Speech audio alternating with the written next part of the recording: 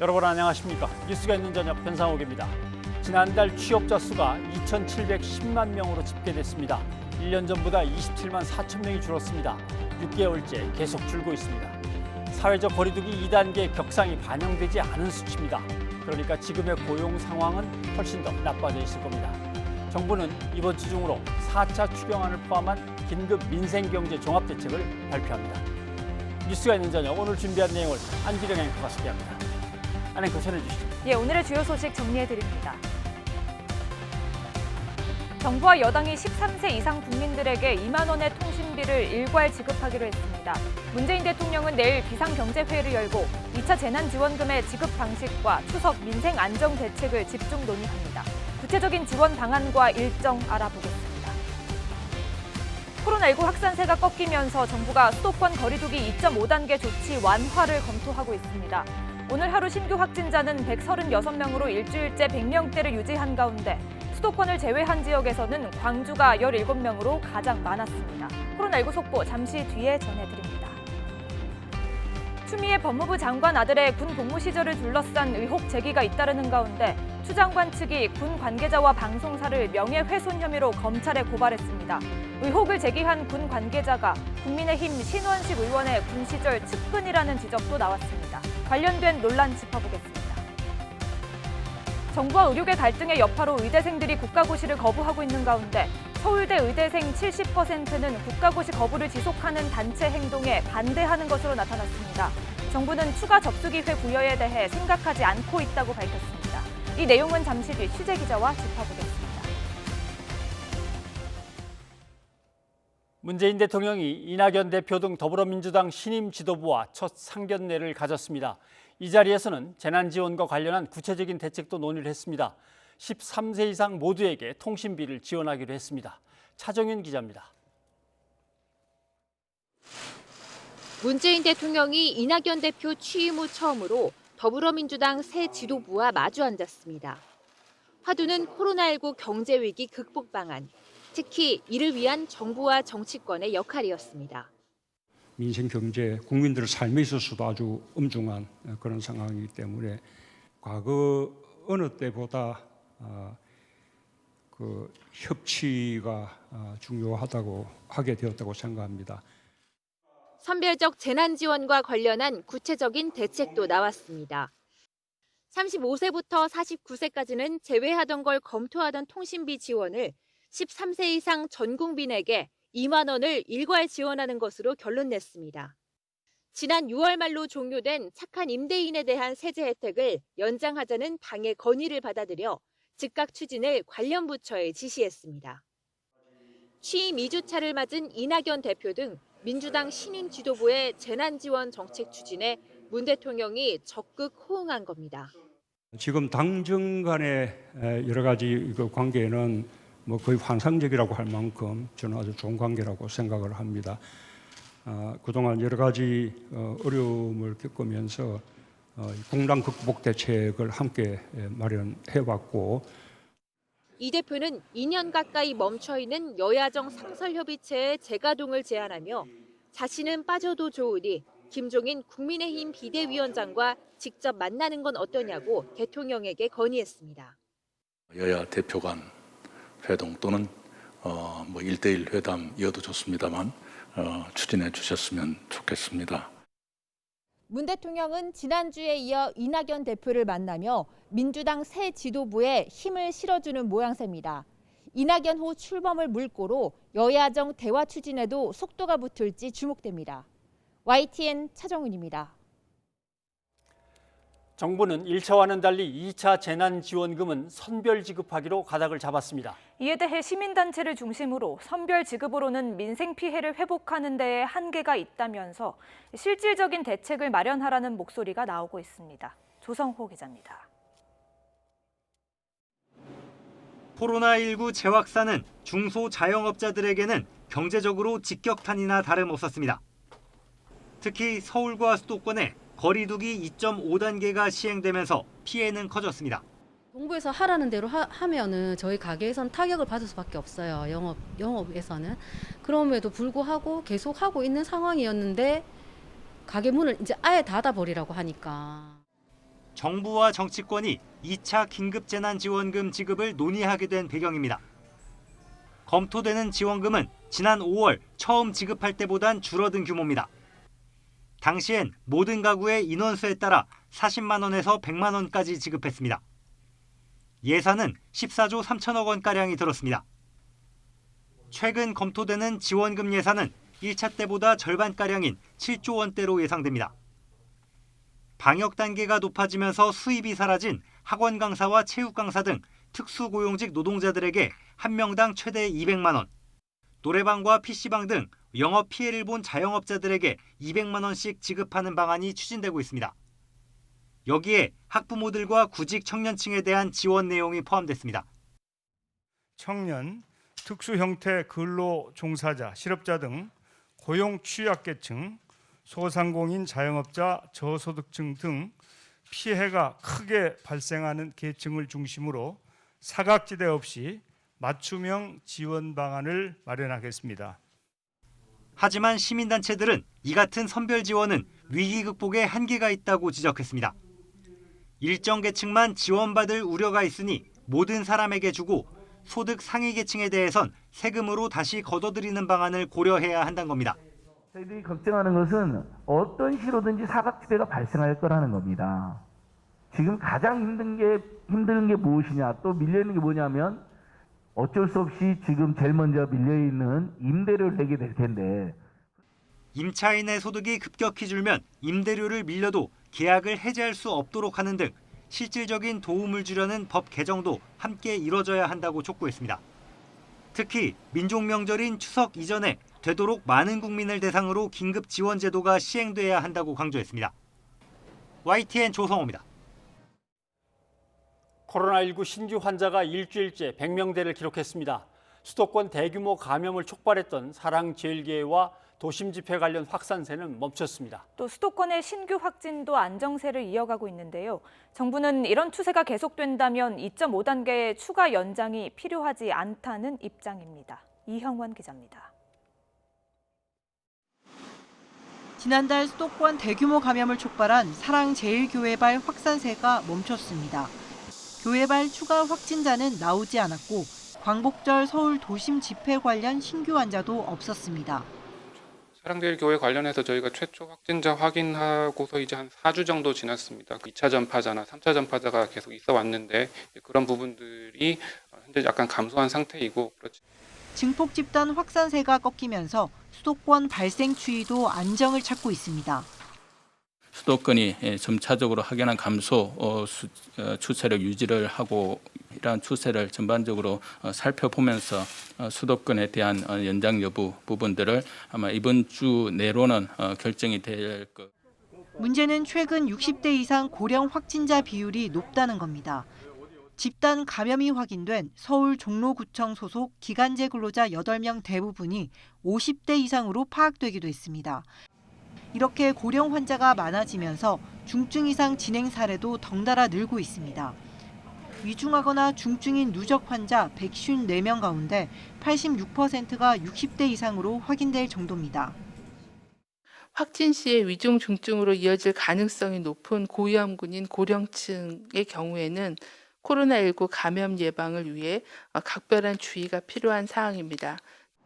코로나19 무증상 환자가 30에서 40%에 달하는 만큼 백신 개발 전까지는 철저한 거리 두기로 접촉을 최소화하는 것만이 피해를 줄일 수 있는 유일한 대책입니다. 정부는 수도권 거리 두기 2.5단계가 종료되는 13일까지 강력한 실천을 당부하며 그때까지 안정세가 유지되면 추가 연장은 필요하지 않다는 입장입니다. YTN 이영훈입니다. 사회적 거리두기 2.5단계가 열흘 넘게 이어지면서 평일 낮 도심거리는 오가는 발길이 눈에 띄게 줄었습니다. 다만 통제되지 않은 공원이나 모텔에서 모임을 가지는 등 풍선 효과가 이어지고 있어 서울시가 단속을 강화하기로 했습니다. 박희재 기자입니다. 평소라면 사람들로 붐볐을 서울 신촌거리가 한산합니다. 카페를 비롯해 상점을 드나드는 사람도 거의 보이지 않습니다. 수도권을 중심으로 2.5단계 사회적 거리두기가 열흘 넘게 이어지면서 외출하는 발길도 눈에 띄게 줄었습니다.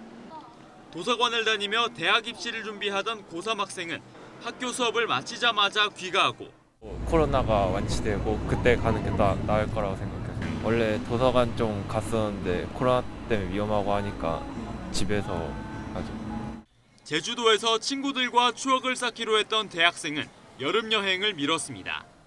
친구 2-3명이서 같이 제주도 놀러 가기로 했는데 아무래도 방역 문제 때문에 시험 끝나고 같이 놀러 가기로. 하지만 여전히 감염 위험 사각지대도 남아 있습니다. 한강 시민공원이 통제되고 밤 9시 이후 공원 내 매점과 카페가 문을 닫자 배달 음식을 시켜 먹는 경우가 생겨나는 겁니다.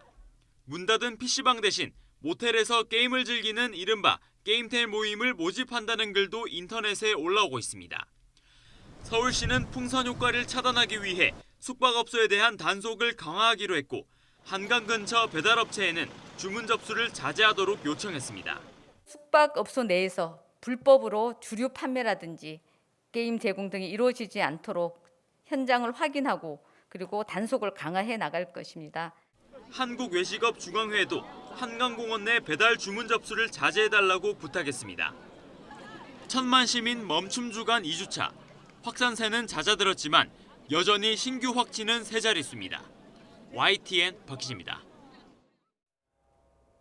전공의 집단 휴진 사태는 마무리됐지만 의사 국가고시를 거부 중인 의대생 문제는 새로운 의정 갈등의 불씨가 되고 있습니다. 정부는 기존 입장을 고수하고 있는데요. 일부 대학의 의대생들을 중심으로 집단 행동 방침의 철회 가능성도 엿보이고 있습니다. 신현준 기자입니다. 의사국시 실기시험 둘째 날도 시험을 본 학생은 6명으로 전날과 같았습니다. 시험도 낮 12시 반 한 차례만 치러졌고 오전 9시, 오후 3시 반 시간대는 취소됐습니다. 응시자가 적어서입니다. 구제책이 나오지 않는다면 응시 거부 의대생들은 집단 유급될 처지입니다. 의협과 당정 간 갈등도 재현될 조짐을 보입니다.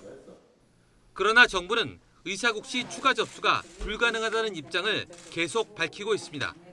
국가시험은 수많은 직종과 자격을 준비하는 사람들이 치르고 있기 때문에 국가시험의 추가 접수는 이러한 다른 이들에 대한 형평과 공정에 위배되는 측면이 있습니다.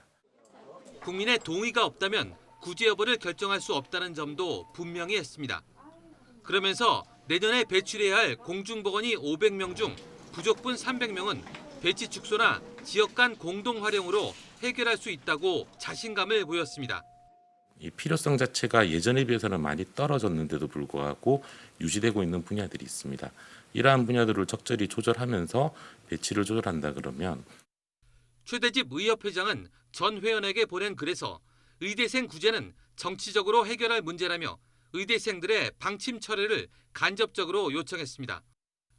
이런 가운데 서울대 의대 재학생의 70.5%, 의사국시를 치러야 하는 본과 4학년의 81%가 단체 행동에 반대한다는 설문조사 결과가 나와 국시 거부를 철회하는 게 아니냐는 해석이 나오고 있습니다. 새 비대위 출범과 함께 업무 복귀가 공식 결정된 전공의들은 소속 병원으로 복귀해 업무에 들어갔습니다. 병원들은 연기했던 수술과 진료 일정을 재조정하며 진료 정상화에 속도를 내고 있습니다. YTN 신현주입니다. 네, 계속해서 이현아 기자와 이 내용 자세히 좀 얘기를 나눠보겠습니다. 이현아 기자, 네. 리포트에서 본 대로 정부는 추가 접수가 어렵다라고 분명히 얘기하는 거고, 그런데 이게 의정 갈등의 새로운 불씨가 될 수 있음에도 불구하고 어렵다고 하는 그 이유를 좀 자세히 알아보죠. 네, 일단 정부는요, 의사 국가시험 추가 접수를 고려하지 않는다는 입장을 어제에 이어서 오늘도 밝혔는데요. 다시 한번 이런 배경에는 우선 국가고시 간 형평성을 고려하지 않을 수 없다는 입장이 있습니다. 그 의대생들이 국가고시를 스스로 거부한 상황에서 추가 접수를 하게 되면 다른 국가고시와의 형평성이나 공정성이 떨어진다는 것인데요. 여기에 의대생들 구제에 반대하는 국민적 여론도 무시할 수 없는 상황입니다. 실제 청와대 국민청원에는 의대생 국가고시 재접수를 반대한다는 게시글이 올라왔는데요. 조금 전인 오후 7시 기준으로 49만 3천여 명이 동의를 한 상황입니다. 게시글의 내용을 좀 자세히 살펴보면은 옳고 그름을 떠나 투쟁의 수단으로 포기한 응시 기회가 어떠한 형태로든 이 추가 제공될 것이라 기대할 수 있는 사람들은 없다라고 주장을 하고 있고요.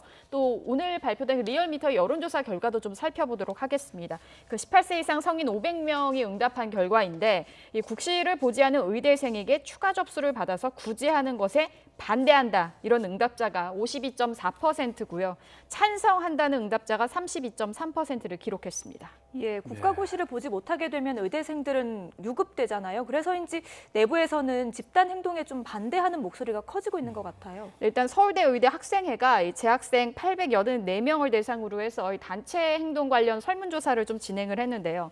동맹휴학과 의사 국가고시 응시를 거부하는 것에 대부분이 반대하는 것으로 나타났습니다. 응답자의 70.5%가 현 시점에서 단체 행동을 지속하지 않았으면 좋겠다 밝힌 건데 학년별로 봤을 때 올해 의사 국시를 치러야 하는 본과 4학년의 경우가 81% 가장 많은 수치로 반대를 하고 있고요. 3학년은 75% 그리고 본과 2학년 60%, 본과 1학년은 55%를 반대하는 결과가 나왔습니다. 또 학생들뿐만 아닌데요. 의대생을 둔 학부모들 역시 이번 이 집단 휴진을 주도한 의사협회에 책임을 요구하며 항의를 하고 있습니다. 이들은 의사협회와 시도의사회에 전화를 걸어서 의료계 투쟁을 진행했던 의협이 왜 지시에 따라서 국가고시를 거부한 의대생들을 보호하지 않냐면서 대책 마련을 요구하고 있는 상황이고요. 또 SNS나 커뮤니티를 좀 살펴보면은 의협회장의 졸속 합의에 상당한 실망과 분노를 느낀다는 글이 다수 올라오고 있습니다. 예. 조금 전에 리포트에서 보신 것처럼 그 최대집 의사협회 회장이 의대생 구제는 정치적으로 해결할 문제다라고 말을 하고 있지만 정부는 이에 대해서 강경한 입장이기 때문에 사태 해결에는 좀 쉽지 않아 보입니다. 네. 의사협회장 말대로 정치적으로 해결할 문제라는 건 이해가 가는데 정치적으로 해결하려면 국민 여론이 뒷받침이 돼야 되는데 그게 또 안 되고 있으니까 어렵네요. 사실 의사는 환자 옆에 있어야 힘을 갖는다라는 말이 그래서 자꾸 이제 반복이 되는 것 같습니다. 자, 이제 학생들이 일단 어떻게 집단적인 분명한 의사를 보이냐 이것부터 좀 기다려봐야 될 것 같습니다. 예, 이하늘 기자 수고했습니다.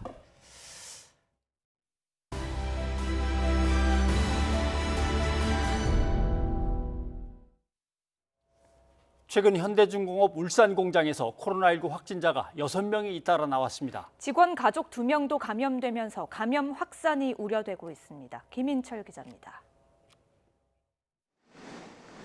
현대중공업 울산 공장 직원 A씨가 코로나19 확진 판정을 받은 것은 지난 6일 울산의 115번 확진자로 기록됐습니다. 이어 같은 현장 사무실 직원 가운데 밀착 접촉한 3명이 확진자로 판명됐습니다. 확진자 중에는 해당 건물 내 같은 부서뿐 아니라 다른 청, 다른 부서에서도 확진자가 나오고 확진자 아들과 부인이 감염되는 회사 밖 감염으로 확대되면서 현대중공업은 비상이 걸렸습니다. 첫 확진자가 나올 때 회사 측은 같은 층에 근무하는 300여 명만 코로나 감염 검사를 했다가 뒤늦게 검사 범위를 건물 전체 근무자로 확대했습니다. 전체 검사자 수는 2,100명이 됐고 작업도 중단했습니다. 지역 확산을 우려한 울산시는 강력한 방역 조치를 내렸습니다. 검사 결과가 나올 때까지 직원의 자가격리 조치 및 중공업 내 검체 채취가 완료된 후 해당 건물 폐쇄 및 방역 조치를 할 계획입니다. 현대중공업 울산 공장에서 일하는 근로자는 협력업체 직원을 포함해 모두 2만 7천여 명에 이릅니다. 현장 특성상 식당과 샤워실을 공유하는 환경이라 대형 사업장의 감염 확산 우려가 커지고 있습니다. YTN 김인철입니다. 광주에서는 이틀 연속 10명이 넘는 확진 환자가 나왔습니다. 무증상 환자가 절반이 넘습니다. 또 경로를 알 수 없는 환자도 많아서 확산 우려가 큽니다. 이에 따라 광주시는 준 3단계 사회적 거리 두기를 오는 20일까지로 연장하기로 했습니다. 나현호 기자입니다. 전남 담양과 곡성에서도 많이 찾는 광주광역시 북구의 전통시장에 발길이 뚝 끊겼습니다. 최근 시장 안 국밥집을 고리로 20명이 넘는 코로나19 확진 환자가 나왔기 때문입니다. 식당 내에 지금 확진자들이 되게 지표 환자를 중심으로 했을 때 굉장히 함께 있는 시간이 길었거나 또 접촉이 좀 잦았던 사람 중에서만 발생을 하고 있습니다. 광주광역시는 지난달 27일부터 준 3단계 거리 두기에 들어갔지만 사실상 효과를 거두지 못하고 있습니다.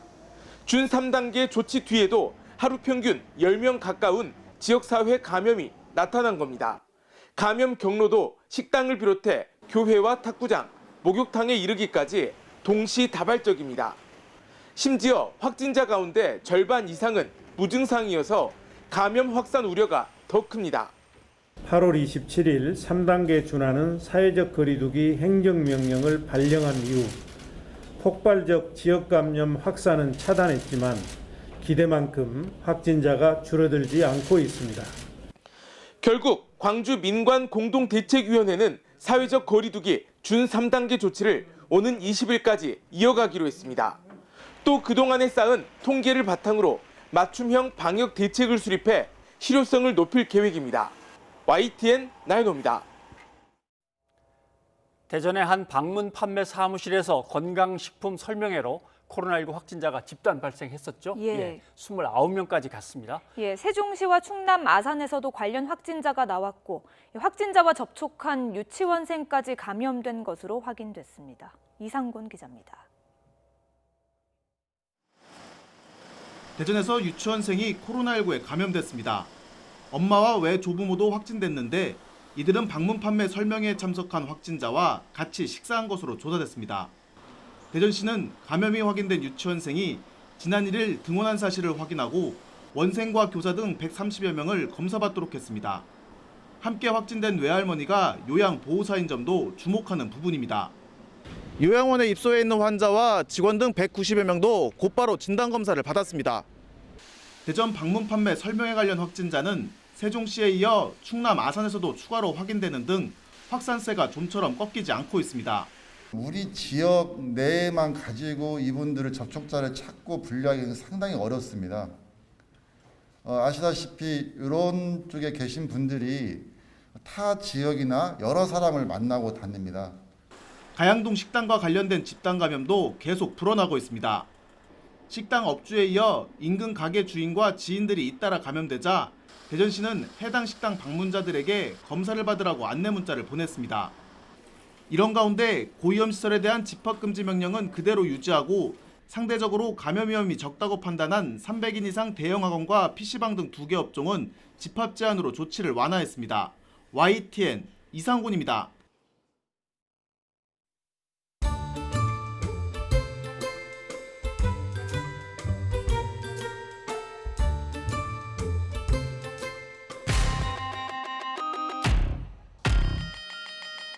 아쉽고 안타깝지만 이번 명절에는 고향에 계시는 부모님과 친지분들의 안전을 위해 방문을 자제하고 집에서 쉬시기를 요청드립니다.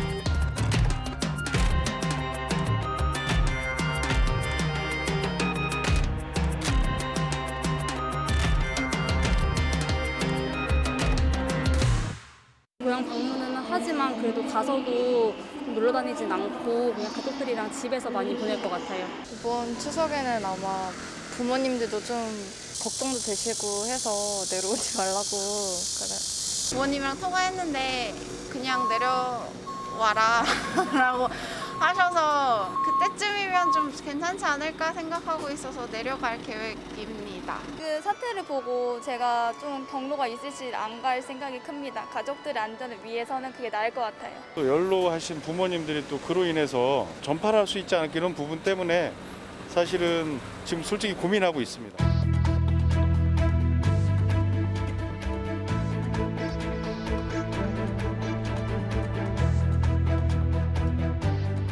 다 동의를 할까요? 그거에 왠지 그렇게 막가도 어떻게든 내려가는 사람들은 무조건 있을 것 같은데. 뭐 그 정도까지 그럴 필요는 없지 않나 그런 생각이 드네요. 만약에 그런 조치가 내려진다면 적극 동참할 마음은 있습니다. 이해되는 입장인 것 같아요. 어쨌든 사람들이 많이 몰리면 그렇게 퍼지는 게 더 쉬워지니까.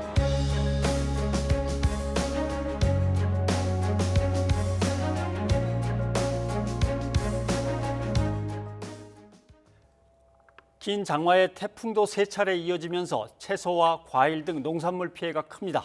추석 대목을 앞두고 피해 농민들의 한숨이 깊어지고 있고 장바구니 물가에도 비상이 걸렸습니다. 송세혁 기자입니다.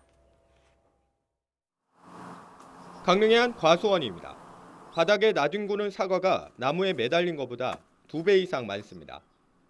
수확을 20일 정도 앞두고 몰아친 태풍을 견디지 못하고 떨어진 겁니다. 흔들면서 사과가 한 15m 정도는 날아와가지고 떨어진 상태가 많았었어요. 그래서 그 입구에 떨어진 거는 안으로 지금 주워난 상태입니다. 대부분 짓무르고 썩어 팔지도 못하고 모두 내다버려야 할 형편입니다. 이렇게 간신히 나무에 매달려 있는 사과들도 자세히 보면 강풍에 흔들리면서 상처가 났습니다. 상품 가치가 떨어질 수밖에 없습니다. 심은 지 20일도 채 안 된 배추밭은 물에 잠긴 흔적이 고스란히 남아 있습니다. 배추는 진흙을 뒤집어 쓴 채 시들었고 일부는 물에 휩쓸려 흔적도 없이 사라졌습니다. 모종 구하기도 어려운 데다 설사 다시 심는다 해도 김장 시기에 맞춰 수확하는 건 불가능합니다. 이제 기술센터나 뭐 이런 데 물어봤을 적에 건질수 확률은 한 20-30%밖에 안 됩니다. 한창 출하 중이던 상추도 태풍이 몰고 온 세찬 장대비에 구멍이 숭숭 뚫렸습니다. 태풍 바비와 마이삭, 하이선으로 발생한 농산물 피해는 3만여 헥타르, 여의도 면적 116개를 합친 면적에 이릅니다. 역대 가장 긴 장마에 연이은 3차례 태풍까지 추석 대목을 앞두고 한 해 농사를 망친 농가의 시름은 깊어지고 있고 수급 불안에 따른 물가 오름세도 당분간 이어질 거란 우려가 커지고 있습니다. YTN 송세영입니다. 코로나19가 장기화하면서 취업자 수가 6개월 연속 감소했습니다. 특히 청년층과 임시 일용직, 자영업 등의 취업자가 줄어들고 있는데요. 코로나19 재확산의 영향이 반영되는 9월의 고용 상황은 더 나빠질 것으로 보입니다. 보도에 오인석 기자입니다. 코로나19가 장기화하면서 모임과 외출이 줄고 관광객이 급감하면서 서비스업 일자리는 직격탄을 맞고 있습니다. 대면 의존도가 높은 숙박 음식점업과 도소매업, 교육 서비스업은 지난달에도 취업자가 크게 줄었습니다. 긴 장마 영향으로 농림어업 취업자도 3,000명이 감소했습니다. 지난달 취업자 수는 1년 전 같은 기간보다 27만 4천 명이 줄었습니다. 지난 3월 이후 6개월 연속 감소한 것으로 글로벌 금융위기 이후 11년 만에 최장기간 감소입니다. 청년층과 자영업자, 임시 일용직의 어려운 고용 여건은 계속됐습니다. 청년층 취업자는 지난 4월 24만 명 줄어든 이후 감소세가 이어지고 있고 30, 40대도 여전히 큰 폭으로 줄고 있습니다. 지난달에만 임시 일용직 취업자가 40만 명 가깝게 감소했고 고용원 있는 자영업자는 17만 명 넘게 줄었습니다. 청년층들은 주로 이제 대면 의존도가 높은 서비스업 중심으로 취업을 많이 하고 있고 또 지위는 임시직 등에 있는데 이 부분들이 아시겠지만 코로나19로 많은 이제 감소 영향을 갖고 있습니다. 코로나19 재확산 영향이 반영되는 9월 고용 상황은 더 악화할 것으로 예상됩니다. 통계청은 조사 시점 때문에 지난달 고용 통계에는 코로나19 재확산과 수도권 거리두기 단계 격상이 반영되지 않았다고 밝혔습니다. 홍남기 경제부총리는 다음 달 발표될 고용 동향에는 강화된 사회적 거리두기 영향이 상당 부분 반영될 것으로 예상된다며 자영업자와 청년층 등의 어려운 고용 여건이 지속하는 가운데 발생한 추가 충격의 여파를 생각하면 벌써부터 마음이 무겁다고 말했습니다. 정부는 57만여 개 직접 일자리 사업 등 고용 안전망 강화 조치를 차질 없이 이행하겠다고 밝혔습니다. YTN 오인석입니다. 앵커 리포트 오늘은 우리 중공업 이야기입니다. 글로벌 가뭄 속에서 우리 조선업이 중국을 제치고 2달 연속 수주 1위를 기록했습니다. 중국은 자기네 나라 발주 물량만 해도 엄청 많습니다. 그런 중국을 우리가 누르고 7월, 8월 1위에 올랐습니다. 내용도 좋은 편입니다. 한번 보시죠. 36척 중에 23척을 갖고 왔으니까 65% 정도입니다. 그런데 선박의 무게와 기술, 값어치를 합산해서 톤수로 하면은 86만에서 63만, 73%를 우리가 갖고 왔습니다. 고부가가치의 LNG선과 벌크선을 우리가 주로 갖고 온 것입니다. 선박에서 자동차로 한번 넘어가 보겠습니다. 자, 저 밑에 7위였던 한국이 2019년에 2020년에 4위로 뛰어올랐습니다. 어떻게 단숨에 3칸을 뛰어올라서 4위가 됐을까요? 그 이유를 한번 보겠습니다. 우리를 앞지르던 독일, 멕시코, 인도가 생산량이 마이너스 48, 마이너스 43, 마이너스 53입니다. 그런데 우리는 마이너스 21.5에서 그쳤습니다. 우리 위에 있는 중국도 마이너스 24, 마이너스 미국은 42, 일본이 마이너스 24. 생산량에서 감소한 걸로 따지면 우리가 가장 코로나19 충격을 덜 받으면서 감소세를 줄였습니다. 코로나19의 확진자를 줄이고 셧다운을 피하는 게 국가 경제와 국운에 이렇게 중요합니다. 변상욱의 앵커 리포트였습니다.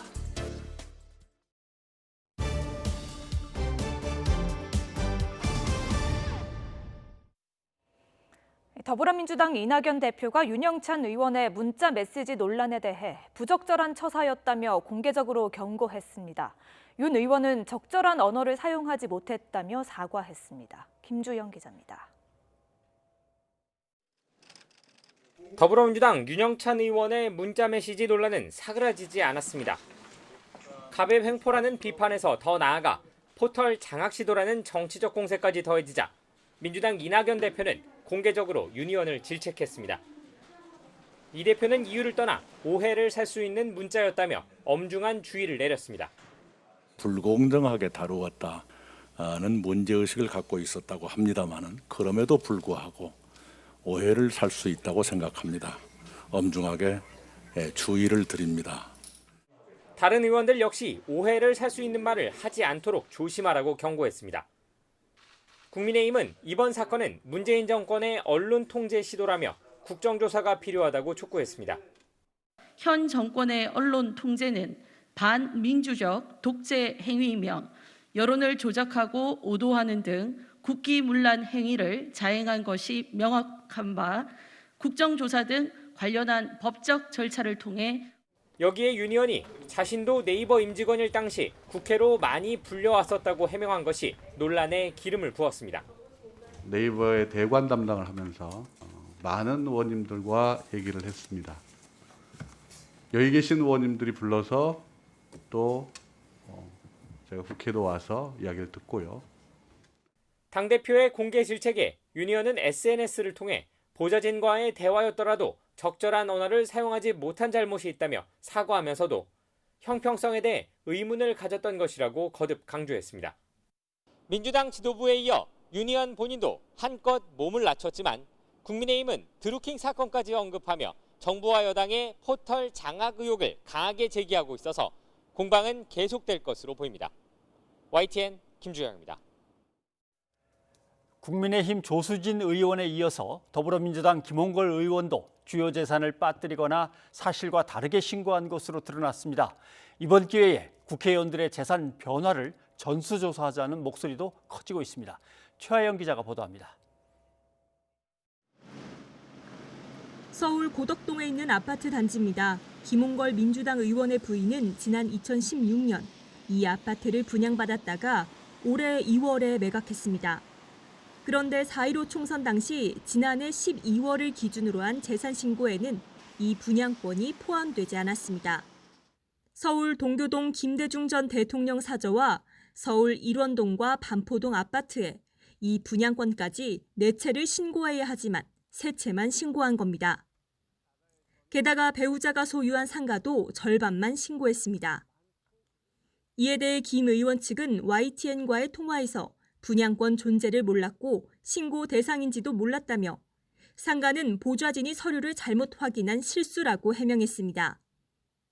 앞서 김 의원은 다주택 처분 과정에서 매각 대신 차남에게 증여해 뒷말을 남겼고 국회 외교통일위원회 소속이면서 남부 경협주 1억 3천만 원어치를 보유했다가 이해충돌 논란을 빚기도 했습니다. 이에 국민의힘 조수진 의원은 곧장 여당을 향해 반격에 나선 모양새입니다. SNS에 김 의원을 비롯해 이광재, 윤미향 의원 등 실명을 거론하며 여당 의원들도 재산에 문제가 있다고 지적했습니다. 정작 조 의원 역시 총선 당시 재산 신고 과정에서 11억 원을 빠뜨려 시민단체로부터 고발당한 상태로 실수라고 해명했지만 민주당은 11억 원을 단순한 실수로 치부할 수 있느냐며 의원직 상실 가능한 중대한 사안이라고 지적했습니다. 결국 정치 혐오를 유발하는 내로남불에 불과하다는 비판 속에 아예 국회의원 재산신고 변화를 전수조사하자는 목소리까지 나오고 있습니다. YTN 최아영입니다. 주호영 국민의힘 원내대표가 국회 연설을 통해 태양광 발전을 비판하고 나서자 관련 주장이 가짜뉴스 논란으로 번지고 있는데요. 주 원내대표는 태양광 발전의 효율이 떨어진다며 햇볕이 가장 강한 7, 8월에도 태양광의 전체 발전 비중이 0.8%에 불과했다고 주장했습니다. 직접 들어보시죠. 문정부 신재생 에너지 정책의 부작용은 올여름 장마에서도 여실히 확인되었습니다. 햇볕이 가장 강한 7, 8월에도 태양광의 전체 발전 비중은 고작 0.8%에 불과했습니다. 이런데도 문재인 대통령께서는 태양광과 풍력 설비를 2025년까지 지난해보다 3배 이상으로 확대할 계획이라고 하니 우려를 금할 수가 없습니다. 이에 대해 양이원영 더불어민주당 의원이 악의적인 왜곡이라며 반박하고 나섰습니다. 양이 의원은 주 원내대표의 주장은 전체 태양광 설비의 4분의 1에 해당하는 전력거래소에 등록된 태양광, 그중에서도 일부 시간대의 자료만을 인용한 것이라면서 7, 8월의 태양광 발전량은 전체 발전량의 3.5%라고 지적했습니다. 또 이현석 정의당 생태에너지본부장은 주호영 원내대표를 향해 고장난 레코드 같은 소리라며 7, 8월은 장마와 또 높은 온도 때문에 태양광 발전이 많은 때가 아니라고 설명했습니다. 실제로 국립환경과학원에 따르면 태양광 발전량이 가장 많은 계절은 여름이 아니라 봄과 가을로 나타났습니다. 조혜민 정의당 대변인은 주 원내대표가 태양광을 비판하는 것은 결국 원전 확대를 말하려는 것이 아니냐고 지적하기도 했는데요. 주호영 원내대표가 기후변화의 위기를 진정으로 고민한다면 1대1의 끝장 토론에 응해 주시기 바랍니다. 그리고 원자력계의 가짜뉴스에 현혹되지 마십시오. 양이원영 의원이 이렇게 제안했는데요. 주 원내대표는 어떤 대답을 내놓을까요?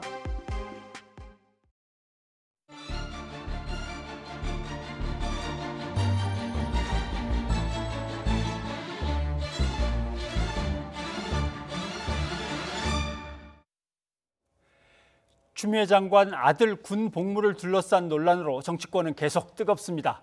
추 장관 아들의 부대 배치 청탁 의혹이 사실이 아니라며 언론을 상대로 추 장관은 법적 소송에도 나섰습니다.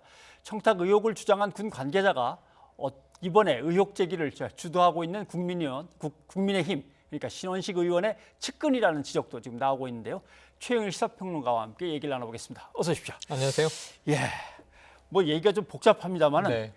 그러니까 이게 9달 전에 문제 제기가 있을 때는 네. 휴가를 갔는데 안 돌아오고 너 왜 휴가 끝났는데 안 돌아오냐 하니까 얼른 윗사람한테 부탁해서 휴가를 늘렸다라고 했는데 그건 이제 다 사실이 아닌 걸로 밝혀지고 수술을 받기 위해서 병가를 냈고 병가가 연장되고 일반 휴가도 썼다. 여기까지는 뭐 정리가 되는 것 같은데 맞습니다. 부대 배치 얘기가 갑자기 툭 튀어나왔고 맞습니다. 여기에 대해서 추 장관은 뭐 바로 관계자들을 고소한 겁니다. 고발했습니다. 네. 고발했는데 이제 이 서 씨의 변호인이 이제 이 고발 법무 대행을 했는데요. 예. 자, 이 고발된 대상이 누구냐 하면 말씀하신 예비역 대령입니다.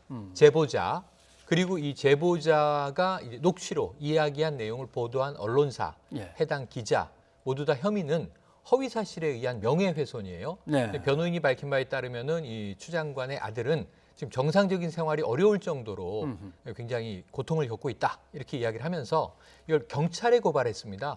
왜냐하면 이제 검찰의 경우에는 지금 이 법무부 장관의 가족이기 때문에 또 뭐 영향력을 행사한다라는 혹시라도 이야기를 들을 수 있는 이제 분위기여서 경찰에 굳이 고발을 했다라고 또 밝히고 있습니다. 예. 뭐 국민들의 상당수가 군복무 경험이 있기 때문에 근데 카투샤를 안 갔다 오신 거 이제 일반 이제 우리 육군에서 이제 근무했다거나 하시는 보병이 분들은 가장 많죠. 보병이 많겠죠.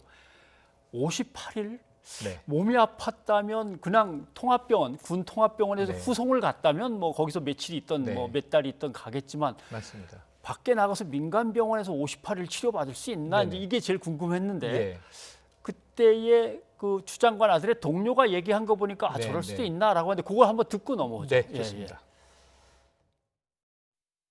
추미애 장관의 아들 경우 시니어 카투사 즉 이제 분대장을 했기 때문에 아마 위로휴가를 받았을 테고 거기에 상점포상 1회에서 2회 정도면 37일 이상 나갈 수 있을 것으로 예상됩니다. 네. 그러니까 군대 근무라고 표현한 것 같은데 그걸 이제 흔히 시니어 카투샤니까 이제 분대장급. 그러니까 병사들을 대표해서 이제 미군 측하고 얘기도 하고 행정 처리도 하는 그런 직책이니까 이런 아마 포상도 있을 거다 그 얘기인 것 같습니다. 네. 그러니까 열심히 군복무를 하면 뭐 포상 휴가라든가 여러 가지 이제 휴가 외박들을 이제 많이 주게 되죠. 경험해 보면 알게 되는데. 자, 그런데 아까 말씀하신 게 이제 조금 바로잡을 대목들이 21개월 군복무를 한 거예요. 그리고 만기 제대를 했습니다. 그리고 그 와중에 이제 병가를 다녀오는 수술이 있었던 거고요. 58일의 휴가는 21개월 군 생활하면서 총 58일의 휴가를 다녀온 거고요. 문제가 되는 미복귀 논란은 6월 5일에 1차 병가, 그걸 한 차례 연장하고 6월 23일에 이제 복귀해야 되는데 안 했다라는 의혹이 제기된 거고요.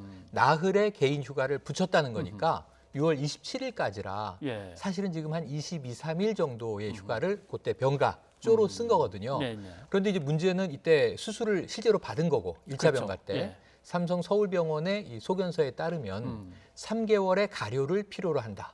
근데 이제 석 달 동안 치료를 받으란 얘기죠. 그런데 일단은 한 달이 채 안 되는 사이에 이 휴가까지 마치고 복귀는 한 거예요. 그 이후에 이제 영내 치료가 어떻게 됐는지는 또 이제 앞으로 필요하다면 밝혀질 대목이겠지만 그런 면에서는 이 휴가 자체는 그렇게 크게 불합리한 건 아닌데 군이 일부 규정을 어긴 정황들이 있다. 예를 들면 5년간 보존해야 할 서류를 3년밖에 안 됐는데 폐기됐다. 근데 이게 미군 규정은 1년이다.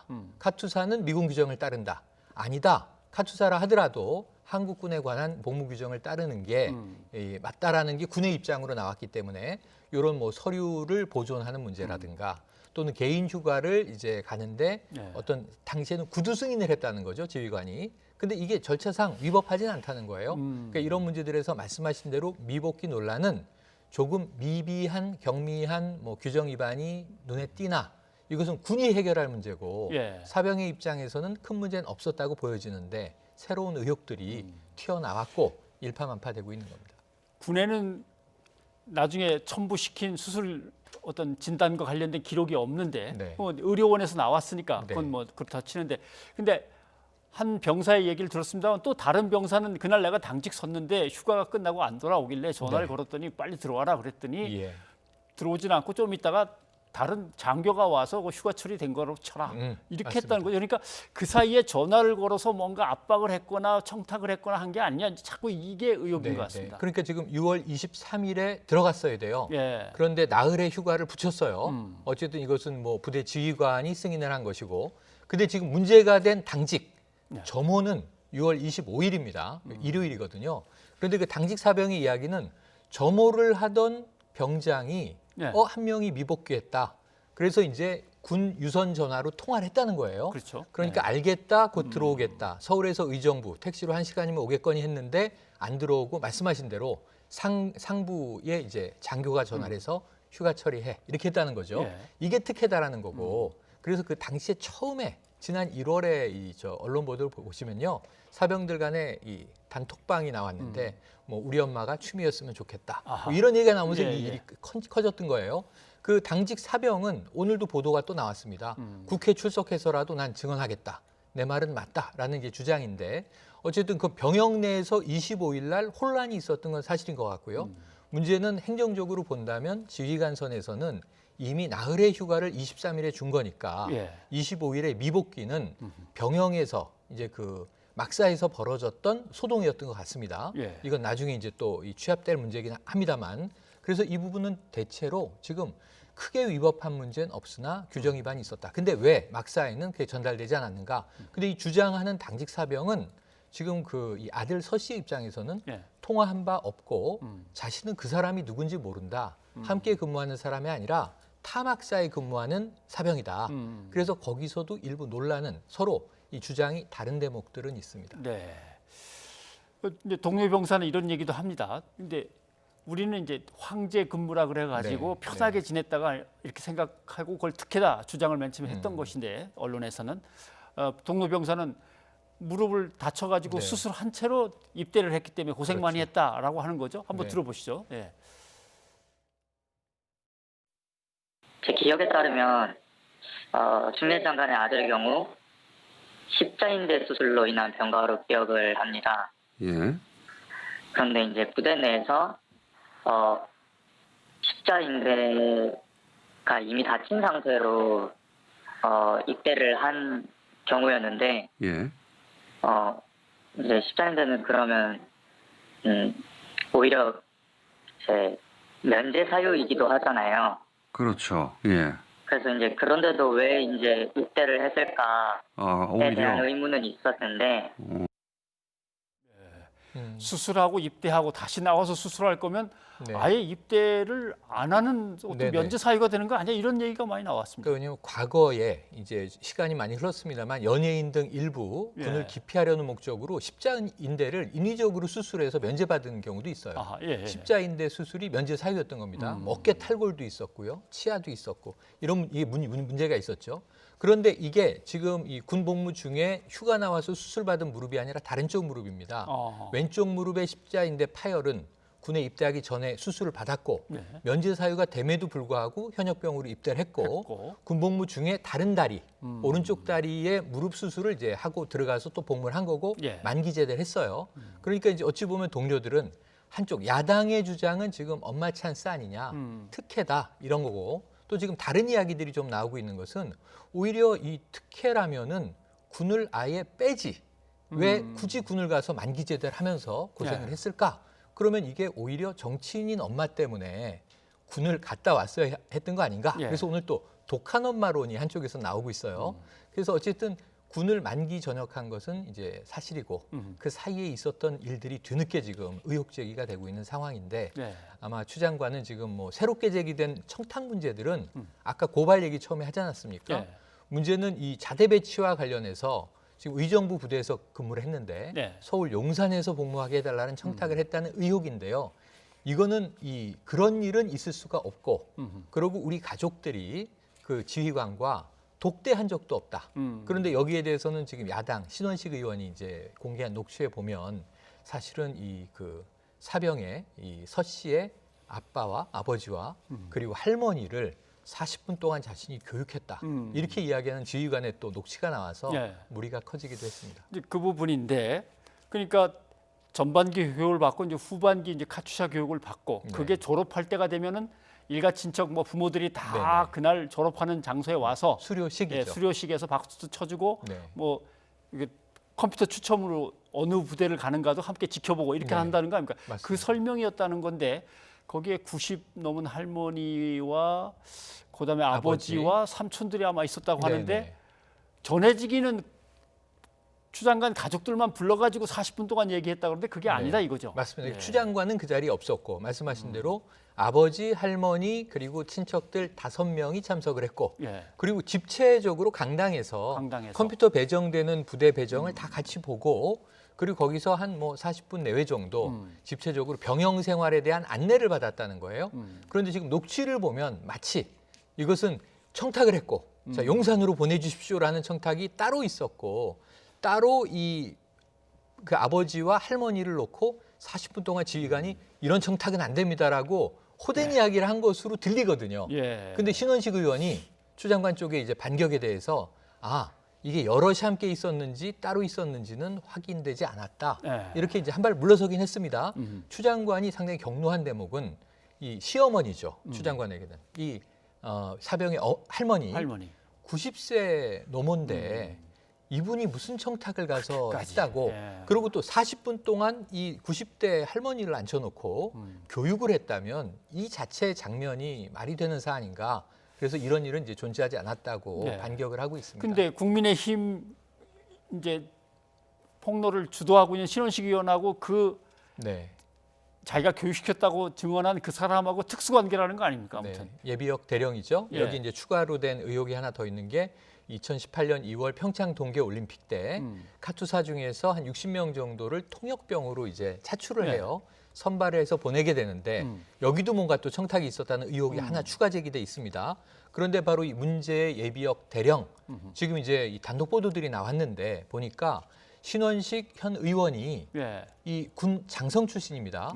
중장 제대했기 때문에 3스타인데요. 3스타인데 2스타 소장 무렵에 2010년부터 2011년까지 3사단장을 지냅니다. 그러니까 3사단장을 지내는데 바로 예비역 대령은 그 당시에 사단장의 참모장이었다는 거예요. 참모장. 예. 예. 사단장과 참모장의 관계는 그야말로 특수한 관계입니다. 뭐 대통령과 국무총리 관계일 수도 있고 뭐 비슷한 그거보다 거겠죠? 더 가깝죠. 사실은 대통령과 뭐 이 청와대 비서실장이나 예. 대통령과 핵심 측근 수석 비서관의 관계쯤 될 텐데 그런데 이제 그러한 관계로 특별한 인연을 맺었고 지금 이제 신원식 예비역 중장은 국회의원이 돼 있습니다. 야당 의원이.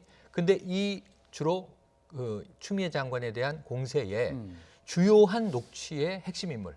그 사실은 이제 그 이 미군에 대한 주한미군에 대한 한국군을 관리하고 지원하는 지원단장을 했던 건 사실이에요. 네. 그러니까 추 장관 아들이 카투사로 있을 때 그 위에 한참 위에 이제 단장이었던 건 맞는데 문제는 이러한 청탁에 대한 의혹 제기들은 다소 이 신 의원과의 특수관계 예비역 대령 뭔가 미심쩍지 않는가 하는 또 문제 제기. 전력이 있는 분들이 양심 선언하는 것처럼 폭로를 하는 것처럼 나올 때 항상 좀 얘기를 해줬으면 좋겠어요. 내 관계성. 부하였었다. 맞습니다. 아니면 우리 당의 어느 지역 책임자로 있는 사람이다. 맞습니다. 근데 이걸 슬쩍슬쩍 빼고 얘기하면 좀 복잡해집니다. 군 뭐 경력만 이야기하면 체크를 한번 상당히 해봐야겠습니다. 지금 이제 이 대부분의 언론과 여론은 거기에 신빙성을 부여할 수밖에 없지 않습니까? 자, 그나저나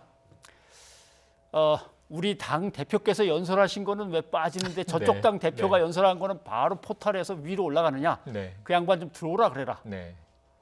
여기까지만 일단 이제 문자에서 드러났습니다. 근데 누구를 좀 만나야겠다 이런 게 아니고 좀 들어오라 그래라. 평소에도 들어오라 그랬다는 것처럼 여겨져요. 그래서 오늘 이 윤영찬 의원이 사과를 했죠. 예. 모든 것은 자기 잘못이다. 저는 사과하는 게 맞다고 봅니다. 왜냐하면 말씀하신 대로 문제 제기까지는 어떤 의원, 어떤 정치인도 할 수 있어요. 예. 제가 보기엔 YTN에 여야 또 이제 당을 대표하는 분들이 토론을 하시잖아요. 예. 근데 예를 들면은 이 여권, 야권의 이제 패널이 한 명씩 나와서 토론했는데 예. 헤드라인이 야권 패널의 이 내용만 헤드라인으로 유리하다. 달리면 반대쪽 분이 항의합니다. 항의할 수 있죠. 예, 똑같이 이런 의견 대 이런 의견으로 형평성 있게 보도해 주십시오. 요즘엔 이걸 다 하거든요. 어느 당이나 어느 정치인이나. 그런데 이제 윤영찬 의원이 어제 왜 이낙연 우리 대표가 연설한 것은 메인에 안 올랐는데 오늘 지금 주호영 원내대표는 연설하는 중인데 바로 메인에 올랐을까? 문제 제기할 수 있는데 문제는 표현 방식이죠. 예. 들어오라고 해라. 이건 아랫사람 대하듯 하는 태도지 않습니까? 그렇죠. 예. 그러니까 바로 지금 이 국회의원 신분입니다만 또 과방위 소속이고요. 상임위는 이전에는 청와대 국민소통 수석아니었습니까? 그렇죠. 그리고 그 전에는 네이버의 부사장을 지냈기 때문에 포탈 업체의 임원이었던 역할인 거죠. 그럼 이러한 이제 커리어에서 봤을 때 혹여라도 포털에 좀 압력을 행사할 수 있는 개연성은 있는데 이 표현이 고압적이었던 것은 분명히 문제가 있어 보입니다. 의원직 사퇴 이건 좀 애매한 것이 네. 왜냐하면 예전에 뭐 나경원 의원이나 이런 분들은 아예 그냥 우르르 몰려갔잖아요. 막. 포털에 가서 항의를 항의하러. 했죠. 항의 방문을 했습니다. 예. 그래서 포털이 지금 이 정부에 유리한 것만 이 기사로 올리고 우리는 그렇지 않다. 근데 또 이게 여당 지지층에서 보면 포털이 이상하다. 야당 주장들은 굉장히 상위에 올라가는데 지금 이 우리 그 정부의 주장들은 거의 잘 실리지 않는다. 그러니까 서로 지금 불만들이 있어요. 예. 이제 카카오가 밝힌 바에 따르면 자, 이낙연 대표 연설도 메인에 기사가 올라갔었습니다. 그리고 이 기사를 메인에 올리는 방식은 자기적으로 사람이 하는 것이 아니라 인공지능 AI가 하기 때문에 인공지능이 한다. 예, 알고리즘을 믿어달라 이렇게 또 이야기를 하기도 했습니다. 인공지능의 시스템을 갖다가 뭔가 그래도 명령을 내리고 계획한 거는 그래도 사람이 하지 않았냐? 네. 뭐 이런 의견도 지금 나오고는 있는데 맞습니다. 이거는 조금 연구를 해봐야 될 것 같습니다. 맞습니다. 예, 고맙습니다. 고맙습니다.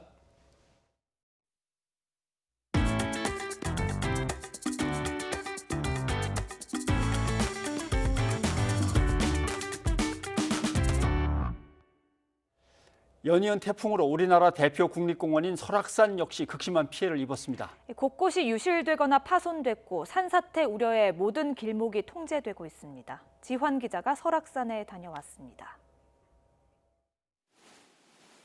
1년 내내 등산객이 몰리는 수렴동 계곡과 천불동 계곡. 연이은 태풍과 집중호우에 설악산 계곡 어디든 무섭게 물이 불어났습니다. 물이 빠진 후 설악산을 찾았습니다. 인제 용대리 마을에서 백담사와 봉정암으로 향하는 길목. 도로는 뒤집혔고 난간은 엿가락처럼 휘었습니다. 중장비가 동원돼 부서진 콘크리트를 걷어냅니다. 비가 그치면서 계곡물은 다시 정상이 됐습니다. 그렇지만 태풍 불 당시에는 이 계곡물이 제 허리 높이까지 차올랐는데요. 당시에 이렇게 도로 경계가 무너져 내렸고요. 탐방로도 훼손이 됐습니다. 한계령 등선을 타고 들어가는 또 다른 등산로. 이곳은 아예 사람이 지나가기도 버겁습니다. 장수대에서 내설악으로 들어가는 탐방로입니다. 보시다시피 돌다리가 비스듬히 기울어져 있습니다. 현재 설악산으로 들어가는 모든 길목이 나흘째 전면 통제 상태입니다. 설악동 소공원에서 연결되는 비룡폭포와 비선대, 흔들바위 구간도 마찬가지. 태풍 2번에 1000mm 가까운 비가 내렸는데 탐방로 곳곳이 유실되거나 파손됐고 바람에 쓰러져 길을 막은 나무는 셀 수도 없습니다. 피해 조사를 벌이고 있지만 완전 복구까지는 상당한 예산과 시간이 필요합니다. 설악산 전체 탐방로의 한 10% 정도가 유실이나 훼손됐다고 보시면 될 것 같습니다. 우선 먼저 예산이 확보가 돼야 될 부분인 거고 예산이 확보가 돼도 최소 1년 정도는 걸려야지만 연이은 태풍으로 굵은 생채기가 남은 설악산. 당장 이달 말 대청봉에서 시작하는 단풍으로 등산객이 몰릴 전망인 가운데 국립공원 측은 응급복구를 마치고 안전 여부를 확인한 뒤 차례대로 탐방로를 열 계획입니다. YTN 지환입니다. 네, 올 가을 단풍은 이달 26일에 지금 보신 설악산부터 시작될 것으로 보입니다. 예, 예년보다 하루 이틀 정도 늦어지는데요. 단풍의 색은 유난히 고울 것이라고 합니다. 정혜윤 기자입니다. 가을 태풍이 지나가며 하늘은 한층 파랗게 변했습니다. 아침 저녁으론 선선한 바람까지 불지만 낮더위는 남아있습니다. 9월과 10월에 이런 늦더위는 단풍의 시작을 늦추는 요인이 됩니다. 단풍 시작은 9월과 10월 기온에 가장 큰 영향을 받습니다. 기온이 낮으면 낮을수록 단풍이 일찍 뜨는데 올해는 10월까지 기온이 평년보다 다소 높아 단풍도 1에서 2일 정도 늦게 들 것으로 보입니다. 산 정상부터 20%가 붉게 물드는 첫 단풍은 이달 26일 설악산부터 시작됩니다. 이후 남원 지리산 10월 10일, 충주 월악산 10월 12일, 서울 북한산 10월 16일, 대구 팔공산과 정읍 내장산은 10월 18일에 첫 단풍을 볼 수 있겠습니다. 단풍 절정기는 산 정상부터 80%가 물드는 것을 말하는데 보통 첫 단풍으로부터 2주 정도가 걸립니다. 오대산이 설악산보다 빠른 10월 16일 첫 단풍 절정기에 들 것으로 보입니다.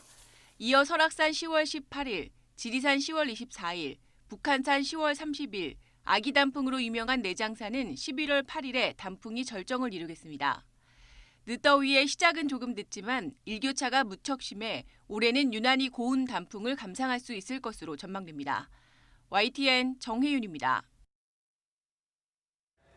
미국에서 코로나19에 감염된 어린이 환자가 50만 명이 넘는 것으로 조사됐습니다. 감염자 10명 가운데 1명이 어린이라 우려가 커지고 있습니다. 보도에 김형근 기자입니다. 미국 소아과학회 보고서를 보면 지금까지 미국에서 코로나19 양성 판정을 받은 어린이는 51만 3천여 명, 미국 전체 감염자의 거의 10%에 해당합니다. 특히 학교가 다시 문을 연 뒤 크게 늘었습니다. 최근 2주간 감염된 어린이는 7만여 명, 이전 2주보다 16% 증가했습니다. 확산 속도도 성인들보다 빠릅니다. 지난 5월 21일부터 8월 20일까지 석 달 사이 미국의 전체 감염자 증가율은 270%, 하지만 10대 이하 어린이 증가율은 무려 720%에 이릅니다. 소아과 학회는 독감이 유행하는 가을철을 앞두고 있어 더 우려된다고 밝혔습니다. 그러면서 어린이들에게도 마스크 착용과 사회적 거리 두기를 지킬 것을 당부했습니다. best way to get our kids back into school and back into in-school learning is to decrease the spread of coronavirus, right? And so by wearing masks, we can help decrease the spread of coronavirus. 또 올해는 독감 백신을 맞는 게 어느 때보다 중요하다고 강조했습니다. 미국 질병통제예방센터도 코로나19와 독감의 동시 유행을 가장 경계하고 있습니다. So important with flu and COVID coming at the same time that we really try to take flu off the table as much as possible, and embracing the flu vaccine is one of the most important things we can do. 미국 보건당국은 50%를 밑돌던 독감 백신 접종률을 65% 이상으로 늘린다는 계획 아래 독감 백신 2억 회 분량을 확보했습니다. YTN 김영근입니다. 재선 고지에 빨간불이 들어온 트럼프 대통령이 개인 재산을 선거 비용으로 투입해서라도 선거에 이기겠다는 의지를 드러냈습니다. 민주당 조 바이든 후보를 과격한 시위대와 연관짓고 자신은 법 질서의 수호자로 포장하려는 선거 전략도 이어갔습니다. 박홍구 기자입니다. 트럼프 대통령은 지난 주말 펜실베이니아 주에서 있었던 시위 영상을 트위터에 올렸습니다. 인종차별 반대 시위대는 확성기를 들고 식당에 들어가 식사 중이던 노인들을 조롱하고 영업을 방해했습니다. 트럼프 대통령은 이 영상 제목을 민주당과 바이든의 평화로운 시위대라고 붙이며 비꼬았습니다. 하지만 워싱턴 포스트는 트럼프 대통령이 아무런 증거 없이 바이든 후보를 무질서한 시위자들과 결부시키려 한다고 보도했습니다. 트럼프 대통령은 민주당이 이끄는 도시에는 폭력 시위가 만연하고 바이든이 집권하면 무법천지가 될 것이라고 비난하며 자신만이 법과 질서를 수호할 수 있다고 강조하고 있습니다. 하지만 선거 자금 모금에는 어려움을 겪고 있는 것으로 전해졌습니다.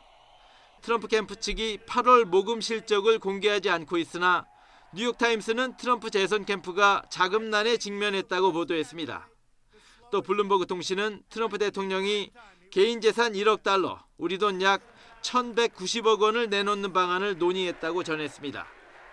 트럼프 대통령도 기자들과 만나 필요하다면 선거운동에 사제를 투입할 수도 있다고 말했습니다.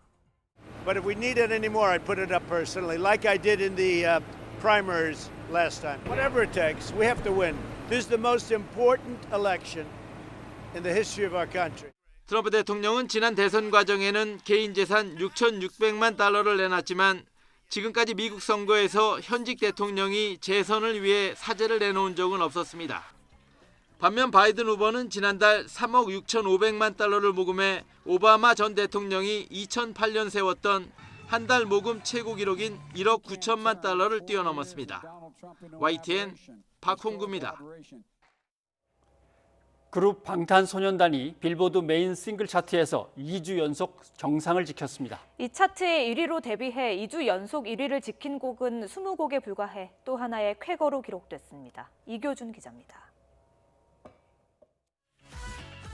그룹 방탄소년단이 또다시 K-팝의 새 역사를 썼습니다. 방탄소년단의 다이너마이트는 지난주에 이어 이번 주에도 빌보드 메인 싱글 차트 핫100에서 1위를 차지했습니다.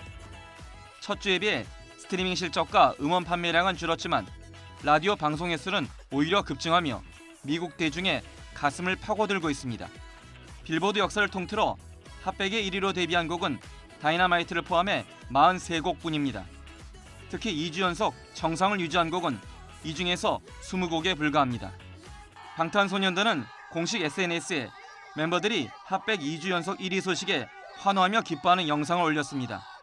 또 우리 아미 상 받았네라는 해시태그도 남기며 팬들과 기쁨을 나눴습니다.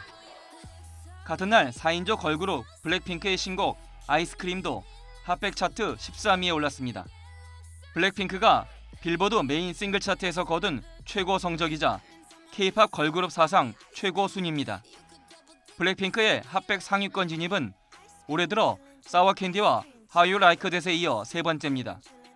특히 핫100 40위권에 세 곡을 연속으로 올려놓은 여성 그룹은 미국의 인기 걸그룹 피프스 하모니 이후 블랙핑크가 처음입니다. YTN 이교준입니다.